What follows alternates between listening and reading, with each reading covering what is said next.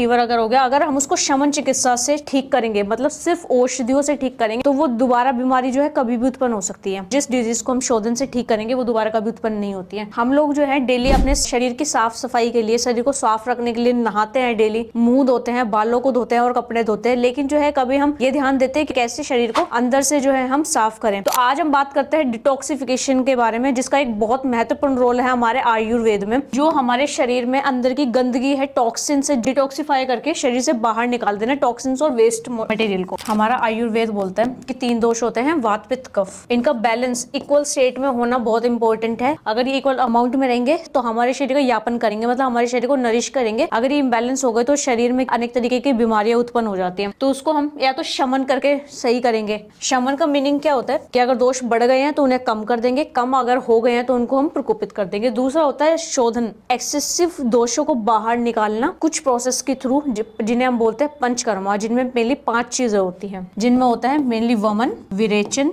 बस्ती, शिरोविरेचन और रक्त मोक्षण। मान लीजिए हमारे शरीर में ज्वर भी हो गया है, फीवर हो गया, मतलब फीवर अगर हो गया, अगर हम उसको शमन चिकित्सा से ठीक करेंगे, मतलब सिर्फ औषधियों से ठीक करेंगे, मेडिसिन से ठीक करेंगे, तो वो दोबारा बीमारी जो है कभी भी उत्पन्न हो सकती है। लेकिन जो डिजीज को शोधन से ठीक करते हैं, मतलब वेस्ट मटेरियल टॉक्सिन से उसको निकाल के उसे ठीक करते हैं, वो बीमारी कभी उत्पन्न नहीं होती है। तो मेनली शोधन की ये इंपॉर्टेंस होती है कि अगर जिस डिजीज को हम शोधन से ठीक करेंगे वो दोबारा कभी उत्पन्न नहीं होती है। तो सबसे पहले हम बात करते हैं मेनली वमन क्या होता है। मदन फल एक औषधि होती है जो मेनली शहद के साथ चटाया जाता है और कुछ टाइम वेट करने के बाद जो है वो पेशेंट को वमन होने लग जाता है, मतलब वोमिट के थ्रू जो है दोष जो होता है, वेस्ट मटेरियल होता है, टॉक्सिन्स होता है, वो बाहर निकलता है। दूसरा होता है विरेचन। विरेचन का नॉर्मल भाषा में अगर देखा जाए तो लूज मोशन से हम कंपेयर कर सकते हैं कि हम मेडिसिन खिलाते हैं पेशेंट्स को, जिससे जो है उन्हें लूज मोशन लग जाते हैं। तो लूज मोशन में मेनली मेडिसिन निकलती हैं, दोष निकलते हैं, एक्सेसिव टॉक्सिन्स जो हमारी बॉडी में होंगे, वेस्ट मटेरियल होंगे, वो स्टूल के साथ निकलता है। दूसरा होता है बस्ती। बस्ती में मेनली क्या होता है, यूरिनरी जो हमारा ब्लैडर होता है उसके थ्रू जो है चीजें निकाली जाती है। मेनली क्या करते हैं हम फीमेल में उत्तर बस्ती एक टाइप होता है बस्ती का, उसमें इनफर्टिलिटी में उसको बहुत बड़ा रोल होता है। जिनको कंसीव करने में प्रॉब्लम होती है उनको जब हम उत्तर बस्ती देते हैं तो वो इजीली कंसीव कर पाते हैं, क्योंकि उत्तर बस्ती से मेनली क्या होता है, जो हमारा यूट्रस होता है, बच्चेदानी होती है, उसको स्ट्रेंथ मिलती है। कोई भी अगर बीमारी होती है, हो रही होती है, तो वो ठीक हो जाती है। तो बस्ती में मेनली क्या करते हैं, यूरिन का जो भी रूट होता है उससे हम वेस्ट मटेरियल टॉक्सिन्स को बाहर निकालते हैं। फिर बात करते हैं शिरोविरेचन। तो मेनली सिर के जो प्रॉब्लम है, सिर में जो भी वेस्ट मटेरियल्स होंगे, ब्रेन में हमारे मतलब गर्दन से ऊपर का जो भी हिस्सा है उसमें जो भी वेस्ट मटेरियल, जो भी टॉक्सिन्स होंगे, हम वो शिरोविरेचन के थ्रू निकाला जाता है। इसके बाद आता है रक्त मोक्षण। रक्त मोक्षण 2 तरीके से कराया जाता है।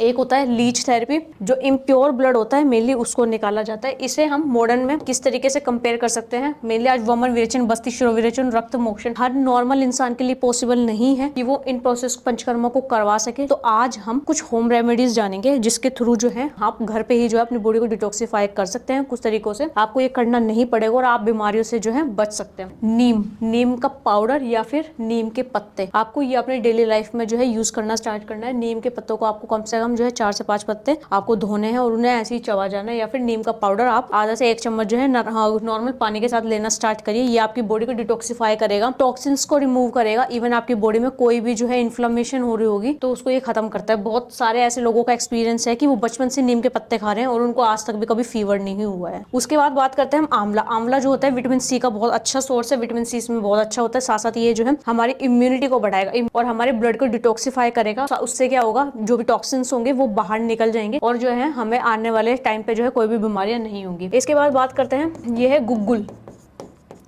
गूगल एक बहुत अच्छा काम करता है एंटी इन्फ्लामेटरी में, और साथ साथ ये हमारे सर्कुलेशन को इम्प्रूव कर देता है। अब इसके खाने से जो है डिटॉक्सिफिकेशन कैसे होगा ये जानते हैं कि आप जब गूगल का 1 से 2 चम्मच जो है डेली लाइफ में अपना खाना स्टार्ट करेंगे तो एंटी इन्फ्लामेटरी है, तो कोई भी आपकी बॉडी में जो है इन्फ्लामेशन हो रही होगी उसको कम करेगा, सर्कुलेशन इंप्रूव करेगा। सर्कुलेशन इंप्रूव करेगा कि तो जो भी आपकी बॉडी में टॉक्सिन्स होंगे, वेस्ट मटेरियल होंगे, वो आपके ब्लड के थ्रू जो है जाएंगे, हार्ट तक जाएंगे, लीवर तक जाएंगे। वहां से लीवर से मेनली क्या होता है, उसका काम होता है प्यूरिफिकेशन का। लीवर से जो है वो वेस्ट मटेरियल जो है यूरिन और स्टूल के थ्रू जो है बाहर निकल जाता है। उसके बाद बात करते हैं हम काल मेघ की। काल मेघ का मेनली क्या रोल है, लीवर में कोई भी डैमेज है, कोई भी बीमारी होगी तो उसको ठीक करेगा, साथ साथ क्या करेगा, हमारे सर्कुलेशन को इंप्रूव करेगा, जिससे बॉडी के जो सर्कुलेशन है, सर्कुलेशन के साथ साथ जो है टॉक्सिन्स और वेस्ट मटेरियल जो भी होते हैं वो बाहर निकल जाते हैं इजीली। तो कालमेघ उसमें बहुत अच्छा काम करता है। इसके अलावा जो है ये त्रिफला है, त्रिफला को जो है त्रिदोष घन माना जाता है, मतलब ये तीनों दोषों का शमन करता है। वात पित्त कफ का जो है अगर कम हो रखा होगा वो तो जो उसको बढ़ा देता है, बढ़ा हुआ होगा तो उसको कम कर देता है। मेनली क्या होता है, ये हमारे बॉडी के डिटॉक्सिफिकेशन में जो है अच्छा काम करता है। इसके बाद जो है अश्वगंधा, अश्वगंधा का मेनली रोल क्या होता है, ये हमारी बॉडी को क्लीन करेगा और स्ट्रेस को कम करेगा, तो ये भी बॉडी डिटॉक्सिफिकेशन में अच्छा काम करता है। मेनली इन जो डिजीज का काम यही है कि हमारी बॉडी में जाएंगे, इन्फ्लेमेशन अगर कोई भी हो रखी होगी तो उसको कम करेंगे, और साथ साथ जो है हमारी बॉडी में कोई भी टॉक्सिन्स होंगे, वेस्ट मटेरियल होंगे, उसको ब्लड के थ्रू शरीर से बाहर निकालते हैं। तो इस तरीके से जो है हो जाता है डिटॉक्सिफिकेशन। इसके अलावा जो है मेनली आजकल सबसे ज्यादा जो बीमारियां देखने को मिल रही है स्किन से रिलेटेड देखने को मिल रही है,